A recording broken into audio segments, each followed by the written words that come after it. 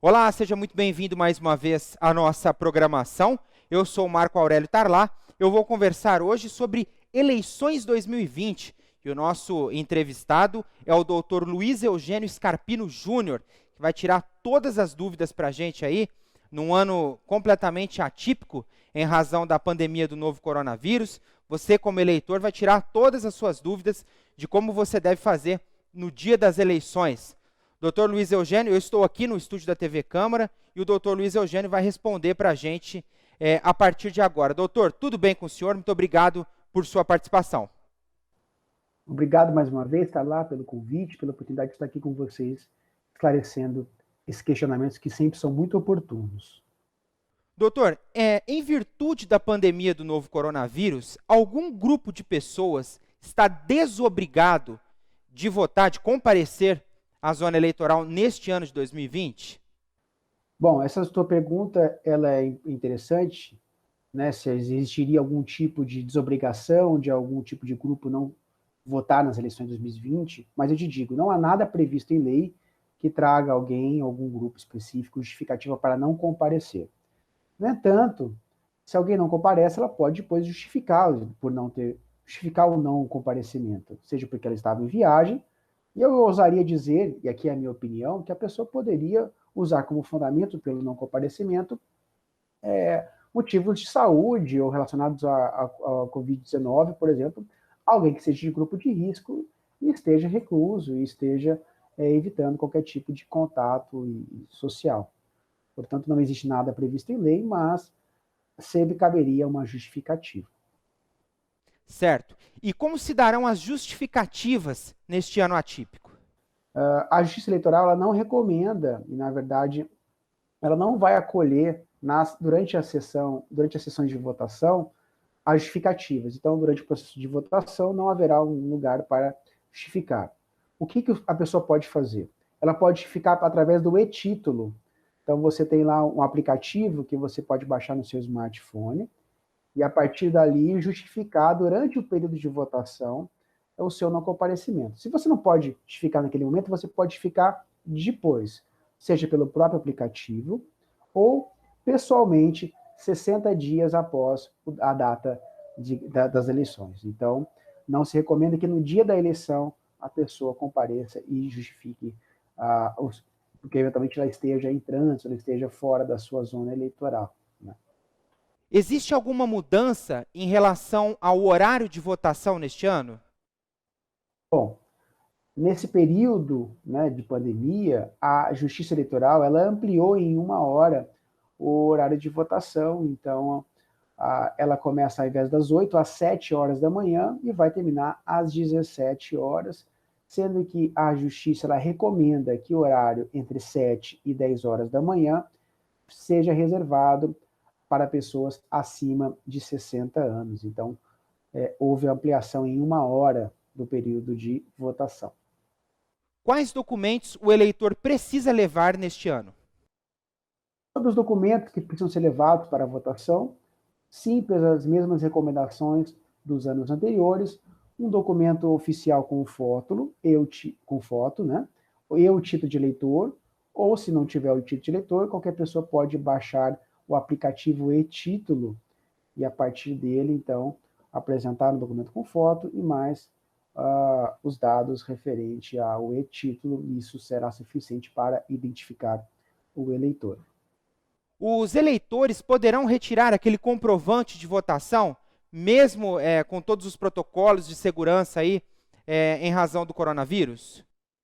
Sobre a comprovante de votação neste ano, por questões sanitárias, não haverá emissão de comprovante. Lembra, você chegava na votação, aí depois que você terminava, sair da cabina de votação, o mesário te entregava aquele comprovante.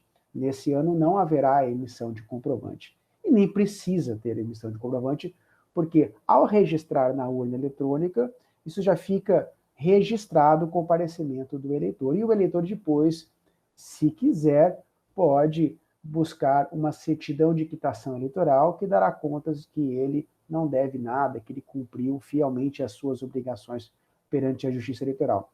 Agora, se tiver algum tipo de obrigação específica, dispensa de trabalho, e precisar comprovar o comparecimento às eleições, o eleitor poderá solicitar ao mesário, aquele que estiver incumbido na sessão eleitoral, para que expresse uma declaração de comparecimento. Então, mesmo que não haja a emissão do certificado, poderá ser solicitado, em casos específicos, ao mesário uma emissão de uma declaração. Haverá biometria neste ano?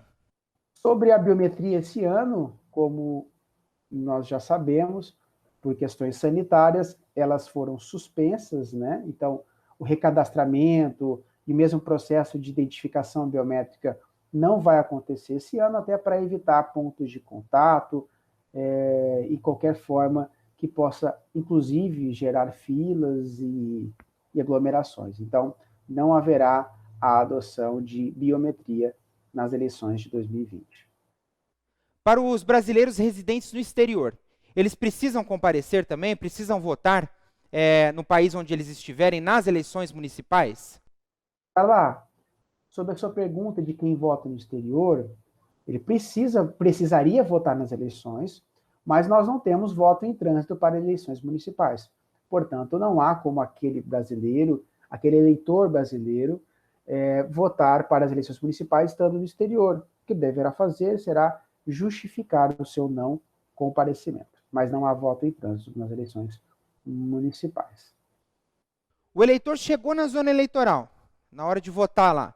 Ele teve alguma intercorrência, aconteceu alguma coisa, alguma atitude suspeita de alguém, ele está precisando falar com alguém em virtude do voto dele. Como é que ele faz, doutor? A quem ele procura? Essa pergunta é importante. Se identificar algum tipo de ocorrência, alguma irregularidade, notar algum tipo de favorecimento ou mesmo indução, fraude, o eleitor ele pode fazer uma denúncia e pode registrar essa denúncia imediatamente perante o próprio mesário que estiver ali em cada sessão. Eles têm um livro de relatórios e pode fazer constar ali, registrar a sua reclamação formal. Além do mais, o Ministério Público Eleitoral, ele receberá as denúncias e poderá agir ativamente. Isso para não falar pela própria Justiça Eleitoral, os juízes eleitorais responsáveis por cada uma das sessões, das zonas eleitorais, eles estão ali, ou tem funcionários da Justiça que estão no próprio colégio eleitoral e poderão muito bem receber as reclamações. Se for coisa de propaganda irregular, tal, tem os aplicativos que a Justiça Eleitoral libera, quando não, até mesmo por telefones, e o eleitor poderá pesquisar aí qual que é a sua zona eleitoral, e caso não faça a reclamação diretamente durante o processo de votação, ou se não registrar nos aplicativos, isso será apurado pela Justiça. Especificamente agora sobre a campanha, né? A gente já vai chegando ao final da nossa entrevista, do nosso programa. Sobre a campanha eleitoral, o que pode, o que não pode? Teve alguma alteração esse ano? Carro de som pode? Pinturas em muros? Pode. Panfletos, santinhos? O que pode e o que não pode, doutor? Bom, sobre a campanha, o que pode, o que não pode, enfim. De uns anos para cá, as restrições sobre o que pode e o que não pode nas campanhas eleitorais vêm acontecendo de forma bastante intensiva, né? Então, o que pode? Pode propaganda do candidato na internet, nas redes sociais, o próprio candidato, ele pode fazer postagens, ele pode mandar por serviços de mensagem privada, né, encaminhar mensagem para o eleitor, desde que esse eleitor faça parte do seu cadastro. Pode até mesmo disparar e-mails, mas desde que haja um mecanismo de descadastramento e o eleitor tenha previamente autorizado a mandar aqueles e-mails. Pode distribuição de santinho, tá? Distribuição de material gráfico, e colocar mesas ao longo de vias públicas para distribuir material, mas tem que ser mesas móveis, ele coloca, senta ali às 8 e depois até no máximo às 22 ele sai e depois de fazer um pedido de voto. Pode ter bandeiraço, pode ter caminhada, pode ter carreata. O que não pode ter é carro de som rodando, senão não pode ter carro de som. Não pode o eleitor impulsionar, ou seja, patrocinar postagens em redes sociais, ele não pode. Que mais que não pode? A restrição agora também se dá sobre o tamanho e tipo de propaganda eleitoral. Por exemplo, nos carros. No carro pode aquele microperfurado, aquele adesivo que vai no vidro, no vidro traseiro do veículo, né? Então, aquilo ali pode. Nas casas, não pode pintura em muro, não pode colocar cartaz, não pode colocar aquele que ele chamava de um banner na torrinha, né, das casas, isso não pode. A única coisa que pode em imóveis residenciais são os adesivos nas janelas residenciais, mas de até meio metro quadrado. Lembrando que nunca era permitido, e continua não sendo, propagandas em estabelecimentos empresariais de grande circulação de pessoas, não pode fazer esse tipo de propaganda. Enfim, são muitas as restrições eleitorais, e aqui são apenas alguns exemplos que eu cito para vocês. Doutor, neste ano a gente sabe, existe uma alteração de datas, né? A eleição que costumeiramente é em outubro, sempre primeiro domingo e último domingo em caso de segundo turno, mas neste ano novembro, né? Primeiro turno marcado para a data de 15 de novembro. Sendo assim, até que dia que vai a campanha eleitoral? Ela começou dia 27 de setembro e ela vai perdurar até a véspera das eleições, dia 15 de novembro. Então, 15 de novembro vai dar as eleições, não pode ter pedido de voto no dia 15, porque isso é boca de urna, e aí nós temos alguns prazos que vão se encerrando antes. Então, 12 de novembro termina a propaganda eleitoral no rádio e televisão, termina também reuniões públicas e comícios, exceto se for o último ato da campanha, aí pode ser na véspera, tá? Dia 13 de novembro, na sexta-feira, é o último dia para poder veicular propaganda paga na revista, ou em jornais, e mesmo em reprodução de internet de jornal impresso, quando você coloca uma propaganda, que é permitido ainda você contratar propaganda em jornal e revista, né? Você faz lá a tua propaganda, isso é possível, mas desde que isso aconteça até o dia 13 de novembro. E no último dia, na véspera das eleições, pode ter carreata, pode ter passeata, desde que seja o último ato de encerramento de campanha, né? E distribuição de material gráfico, caminhada, até as 10 horas do dia anterior à data das eleições, ok? Então, até os dia 22, até as 22 horas do dia 14 de novembro, pode pedir voto, distribuindo material impresso, ou fazendo caminhada, ou carreata, ou passeata. Aí, depois disso, a partir das 22 horas, não é mais permitido. Durante as eleições, no dia da eleição, não pode fazer nada. Aí, se tiver segundo turno, naqueles casos, a propaganda pode ser retomada no dia seguinte, no dia 16, após as 17 horas, e vai, então, até a véspera do período eleitoral. É isso. Eu queria agradecer demais essa oportunidade de estar aqui com vocês, mais uma vez, dialogando sobre as restrições no período eleitoral, o que pode, o que não pode. Para mim é sempre uma satisfação muito grande.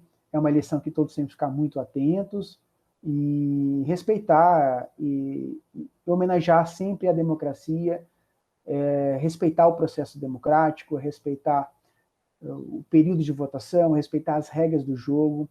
Então, nós temos que conhecê-las e homenagear por entender que isso é essencial para a nossa vida em sociedade, pois os nossos vereadores, os prefeito, prefeita, enfim, todos aqueles que ocupem as funções eletivas são aqueles que irão nos representar. E por isso devemos exercitar essa expressão de cidadania com muito cuidado, com muita responsabilidade, buscando sempre trabalhar por aquilo que seja o bem comum. Era isso, muito obrigado mais uma vez, espero vê-los em outra oportunidade. Tá certo, doutor. Muito obrigado pela sua participação, nós ficamos muito felizes, e é um prazer sempre receber o senhor aqui na TV Câmara, e é um programa muito útil para muitas pessoas que ainda estavam com dúvida, ainda precisavam saber de algumas coisas a respeito das eleições 2020, tá aí, o senhor esclareceu para nós, muito obrigado mesmo. E você que nos acompanhou, muito obrigado por sua presença também. Fique conosco na nossa programação. Um grande abraço.